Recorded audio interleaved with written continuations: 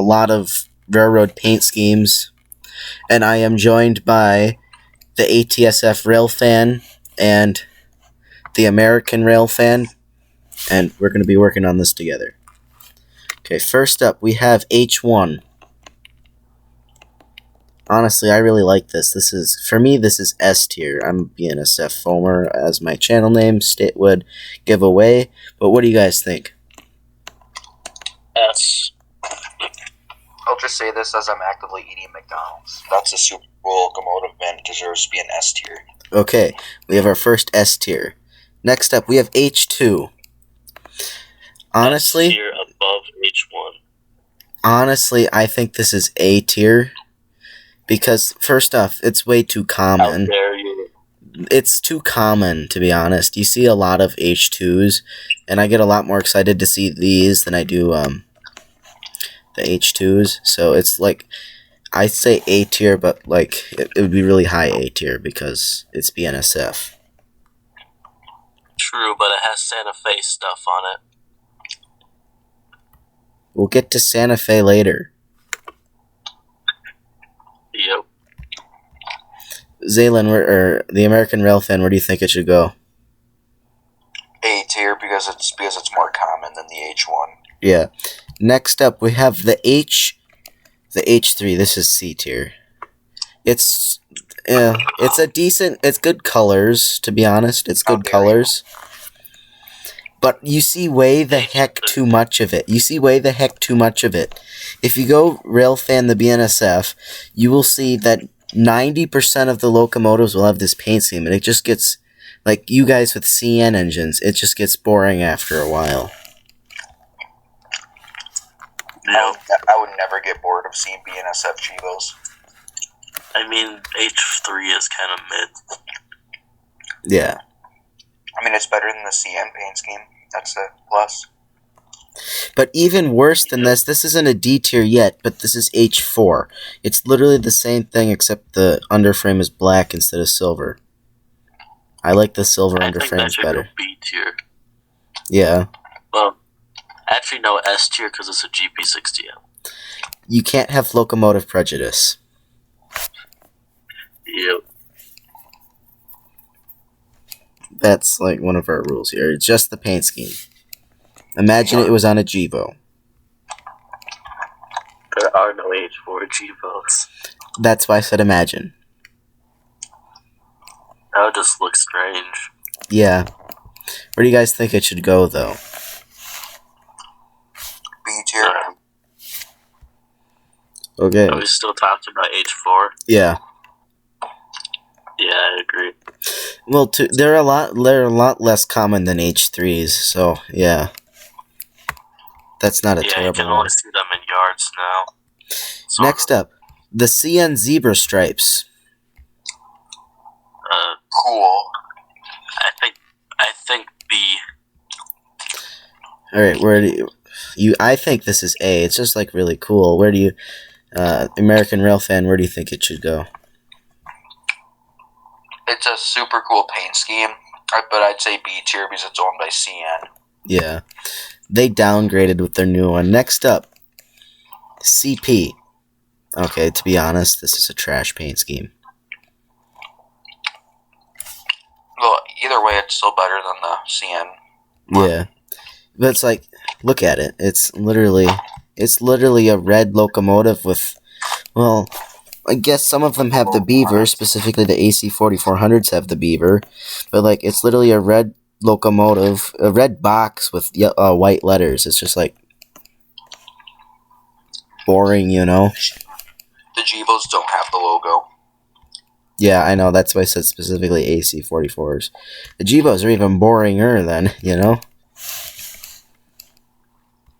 Next up, we have the new CPKC. This is D tier. They took the Kansas City Southern and they ruined it by making it CP, you know. This is just a terrible paint scheme. Well, yeah, that's one of those engines that will age horribly. Yeah. It's more CP because the font is CP's font. The logo is basically the exact same except for adding KCS on the outside. It's the same paint scheme, except they added the black and the yellow to incorporate quote unquote incorporate KCS. So it's just like, at that point, just convert to the Southern Belle, because that's like the best paint scheme there is. Well, if they keep one of the Southern Bells as original, keep it as a heritage unit, I'll be happy. Yeah. Alright, next up, we have the original CSX paint scheme. I think C. I agree. It's just as boring as seeing an H3. I bet you it'd be cool to see now, but it's a gray locomotive with a little bit of blue, and it's just like very random, it seems. Like you got blue on the top of the cab, and you got blue on the underframe, but it's just like... Oh yeah, it would be cool to see nowadays, because none of them exist. Yeah. Ooh, next up, this is arguably one of the best paint schemes ever. YN2.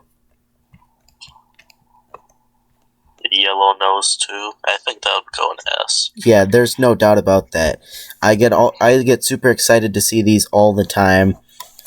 Yeah, you don't see these very often anymore since they're getting repainted with the worst version, but like the YN2 is easily one of the best paint schemes that have ever been made. It's up there with H1, Burlington Northern, the Bonnet, and the KCS Southern Belle. It's just up there with those. Those are really good paint schemes. But War Bonnet is always number one. And next up, we have the YN3, but without the boxcar. Honestly. Where do you guys think this should go? I think weird seeing an CSX paint. I think CSX only has like 3 of them. They sold all of theirs. They had a bunch. Now they have 0. They had a bunch, but they were the Thundercabs and they hated them. So they sold them, and now Progress Rail owns them. Yeah, and actually, one of them got vandalized of Ciendo reporting mark. Yeah. There was the one I have in HO scale, got bought at the specific number, got bought by Progress Rail, and it ran up the Superior sub.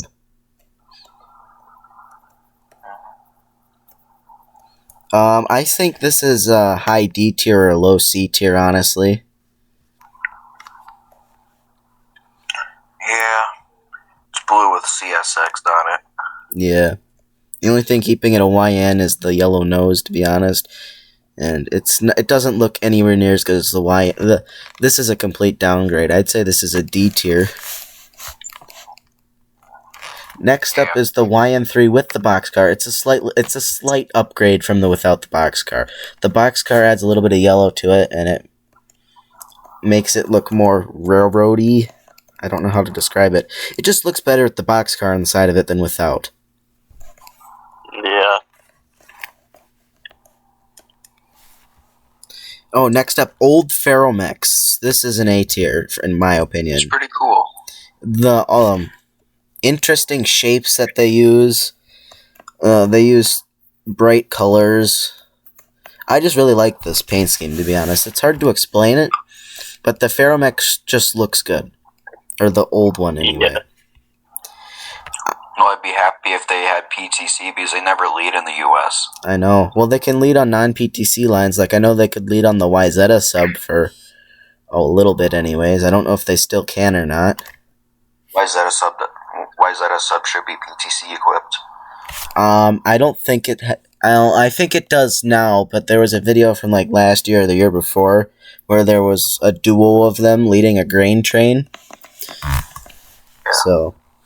Unless those Fairmexes are PTC equipped. None of them are. None. Next up, we have the I new... seen a video We have the new zebra stripe. Yeah, the zebra. I think this is a B tier. I like the old one a little bit more, to be completely honest. I think the FEC got truly inspired by them. Yeah, I think it's a good paint scheme still, but it's just like I think it's a B tier because it's slightly worse than the original Ferromex. Yeah, the original Ferromex is more pops out or something with color. Yeah, well, the new one. They basically traded the greens. Pops out, but it's just like the colors don't really go together well. They traded the greens, which always go good with red, for 2 shades of gray, which is iffy at best. Yeah. Next up, we got Union Pacific Big Flag. Okay. As much as I hate Union Pacific, I'll give them the benefit of the doubt with this one. I like the American flag, and they use bright colors on this. I'd say this is a B tier for this one. Union Pacific's my second favorite behind BMF. I don't get why you hate it so much. I think that paint scheme should go an A. Or, yeah. Low B tier, high A tier. Do you guys both agree with low A tier then? yeah. Next up, Southern Belle.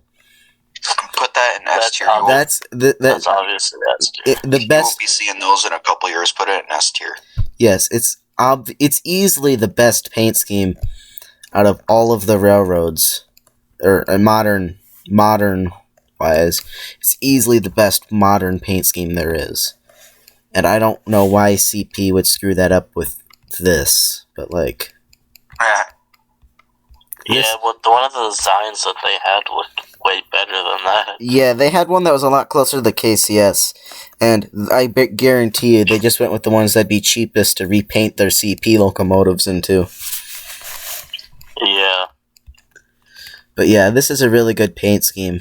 A lot of rail fans can agree with that one. Yeah. I mean, it could be a CPKC could maybe be like BNSF. Like over time, they slowly made more paint schemes. Yeah. And next up, this is I want to say that crap at D tier. Yeah. Well, Low D tier. It sucks. in my opinion, it's higher than the CSX. Nah, put it in D tier. Yeah, I You agree. just have your CN haters prejudice here. If this was your first time rail fanning, what would you think of their paint scheme? Still be terrible. Mid. Yeah. Yeah, it's better than the CP. Yeah, it's better paint than scheme is CP. mid. It's better than CP. Yeah. CPKC is below mid and it's still better than CN. No. This piece of crap is staying at the very, very, very bottom of everything. There's nothing that can be worse than this. They could have painted a locomotive just entirely red with nothing on it, or entirely black with nothing on it, and it would look better than this. I think it should have been the other way around with KCS buying CP. Yeah, it definitely should have. Alright, next up, we have the new Union Pacific. If you could take this as an A tier, this is a low C tier. I hate how they made the flag tiny on the nose, you know? I mean, there's one version of the new paint scheme where it has like the bigger shield on the front that actually looks decent. Yeah. But Well, if you look at this one, it's got a shield. This is one of their Gevos. It's got the tiny flag, and it's got the shield building America. I like it. Yeah, I just don't like them as much as this one, which is a lot bigger. yeah, the Gevos and AC4400s don't work with that paint scheme, but like the EMDs and Yeah, stuff, like the this one. AC70 Aces work well. This one, we'll just skip NS for now. This one's basically the same thing, but this is easily a high B tier on the EMDs. All because it's EMD. Not Yeah. even that. Like, if you look at this, it's got the. They don't show it in this picture, but it's got the shield with the wings coming out of it. This doesn't even have that. It's just got the shield. Yeah, the wings look a lot better. I Yeah, think they should have kept it. yeah. And if they changed it to this, they should have definitely had the wings wrapping around the nose. hmm All right, next up, Norfolk Southern, D tier. It's pretty cool though. Yeah, they're boring. I would say D tier or C tier because they're really. They're cool to see if you don't see them a lot, but it's just it's a black box with a little bit of white, you know? So it's just it looks boring, and it's probably really cheap to paint it like this. Yeah, I think it's cool to see pull power in general. I just think it's cool to see all of this except for H3 and H2 on the BNSF anyway. But like NS as a paint scheme in general, it's just not the greatest. Yeah. Next up, Warbonnet. S tier. S tier, let's put it there. A. One more. It's a Burlington Northern. No, the other way. Anyways, we The got the other way. Warbonnet. This is arguably one of the most iconic paint schemes in railroading history. Because like there's nobody that doesn't know what the Warbonnet looks like, and if you don't know what it looks like, here you go.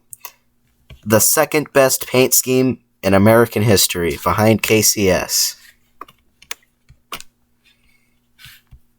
Although KCS does have my favorite paint scheme, the Santa Fe was my overall favorite. Yeah. I wouldn't do that to Santa Fe, yeah. It's just like the bright red that they use matched with the metallic silver and the silver underframe. It looks good in almost everything. It looks really good on Dash 9s. It looks good on the F units that they put it on. Even the fake bonnets look really good, and that's the same thing with BNSF on the side of it. It's just like it's a really good paint scheme, and it looks good on anything. Yeah. And last but not least, the Burlington Northern. This is the one of the most iconic. This for me as a BNSF foamer on the Northern Transcon. This is a very iconic paint scheme. Anybody who has seen trains or knows of trains from the early 1970s all the way up to even today knows what they are. It's really cool to see. You see a lot more war bonnets, not F units because Santa Fe, but like you see a lot more of these than you do the war bonnets than you do of the Cascade Greens. So it's cooler to see these working today, the Cascade Greens. And if you go by the Portland area and stuff up there, you can actually still see them. That reminds me, I was so mad that I missed that SD40-2 trio that went from Wilmer to like halfway to the cities and back. I wish I saw that. That'd be so cool to see. The chances of seeing 3 green engines together like that ever again is slim to none, knowing BNSF and how they're rebuilding, scrapping, or repainting everything. It's just like sad at this point. If it was CN, they just scrapped them on the spot. Yeah. But who doesn't like the green is a good color, and then the white stripes on the front. It's a simple but really good paint scheme. Kind of like the H1. Yeah. Anyways, that's all we have for today. I hope you enjoyed the video. If you did, like and subscribe. Check out the American Rail Fan and the ATSF Rail Fan. Amazing YouTubers.